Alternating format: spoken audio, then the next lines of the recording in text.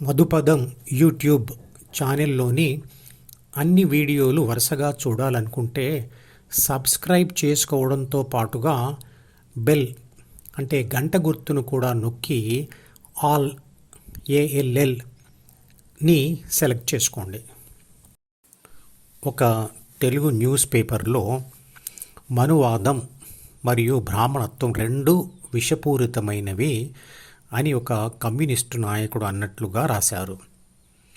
మరి నిజంగా మనువాదం మరియు బ్రాహ్మణత్వం రెండు విషపూరితమైనవా అని తెలుసుకుందాం.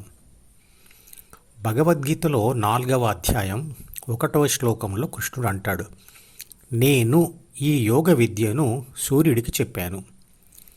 తరువాత సూర్యుడు తన కొడుకు అయిన మనువుకు చెప్పాడు.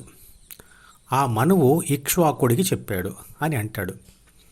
ఇదే మనువు గురించి కృష్ణుడు మాట్లాడిన మొట్టమొదటి మాట భగవద్గీతలో. భౌతిక దృక్పథంతో ఈ మాటలు వింటే కృష్ణుడు మనిషి కదా, సూర్యుడు భూమి కంటే ఎన్నో వందల రెట్లు ఉన్నటువంటి ఆకాశంలో మండుతున్న అగ్నిగోళం కదా, మరి ఈ నేను సూర్యుడికి చెప్పాను అనడం ఏమిటి అని అనుమానం వస్తుంది. ఇలాంటి అనుమానాలే భగవద్గీత మీద అపనమ్మకం ఏర్పరుస్తాయి. భగవద్గీత మీద ఉన్న అపనమ్మకానికి కారణం భగవద్గీతలో ఉన్న విషయం తప్పు అని కాదు, మనం చూసేటువంటి దృక్పథంలో భిన్నత్వం వలన అలా అనిపిస్తుంది. మరి దీనిని ఎలా చూడాలి అంటే శక్తి దృక్పథంతో చూడాలి. శక్తి దృక్పథం అందరికీ పుట్టుకతో వచ్చేది కాదు. ధ్యాన సాధనలో చిట్ట చివరి దశ అయిన బ్రాహ్మణ దశ దాటిన తర్వాతే ఈ స్థితి వస్తుంది, అంటే శక్తి దృక్పథం వస్తుంది. అంతేకాక ఈ రోజుల్లో ఉన్న శాస్త్ర విజ్ఞానం భగవద్గీత రాసిన కాలంలో లేకపోవడం వల్ల భగవద్గీతలో చెప్పే విషయాలన్నీ నేటి శాస్త్ర పదాలతో ఉండవు, కాబట్టి అంత తేలికగా అర్థం కావు. శక్తి దృక్పథంతో చూస్తూ అదే విషయాన్ని ప్రస్తుతం ఉన్న విజ్ఞాన శాస్త్ర పదాలతో చెబితే దాని అర్థం ఇలా ఉంటుంది. ఈ అనంత విశ్వంలో నిరంతరంగా శక్తి పదార్థం శక్తిగా మారుతుంటాయి. దానికి కారణమైన విశ్వశక్తిని మన ఋషులు విశ్వధర్మం లేదా సనాతన ధర్మం లేదా విశ్వలక్షణం లేదా పరమాత్మ అన్నారు. దానినే ఐన్స్టీన్ అనే శాస్త్రవేత్త E=mc² అనే సూత్రీకరించాడు. విశ్వశక్తి ద్వారానే నక్షత్రాలు, సూర్యుడు, చంద్రుడు, భూమి, అనేకమైన గ్రహశకలాలు ఏర్పడ్డాయి.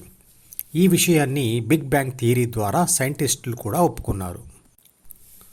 పట్టుదలతో ధ్యానం చేస్తూ ఉన్న ఏ మనిషి అయినా ఏదో ఒక రోజు తన ద్వితీయ మరియు ప్రాథమిక మనసులను చదవడం విడిచిపెట్టిన క్షణంలో తను శరీరం మరియు మనసు కన్నా భిన్నంగా ఉండే ఆత్మరూపంలో ఉన్న ఒక శక్తి అని గ్రహిస్తాడు.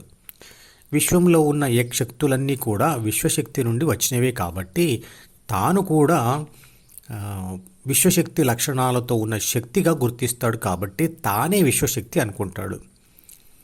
నేను అని అంటున్నప్పుడు కృష్ణుడు కూడా ఆ రెండు మనసులను విడిచి తాను విశ్వశక్తిలోని ఒక భాగం అని గ్రహించి తానే విశ్వశక్తి అనే భావం ఏర్పరచుకొని ఉన్నవాడు.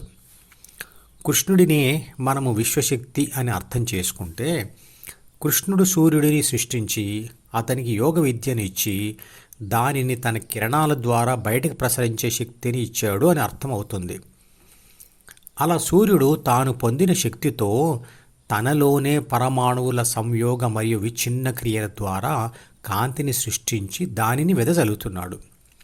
సూర్యుడి నుండి విడిపడిన భూమి కొంత దూరం వెళ్ళి తన చుట్టూ తాను తిరుగుతూ నెమ్మదిగా చల్లబడుతూ దాని మీద జీవుల మానవుల పుట్టుక జరిగింది. సూర్యుడు తన కిరణాలతో మనిషికి ప్రాణశక్తితో పాటుగా ధ్యానం, నృత్యం, సంగీతం, ఈత కొట్టే సామర్థ్యాన్ని ఇంకా ఇతర సామర్థ్యాలను కూడా ఇచ్చాడు. అవన్నీ ప్రతి మనిషిలో గుప్తంగా ఉంటాయి, సాధన చేస్తే వస్తాయి. ఇంతవరకు నేను మనువు ఎవరో వివరంగా చెప్పలేదు కదా, అది తర్వాత వీడియోలో చెప్తాను.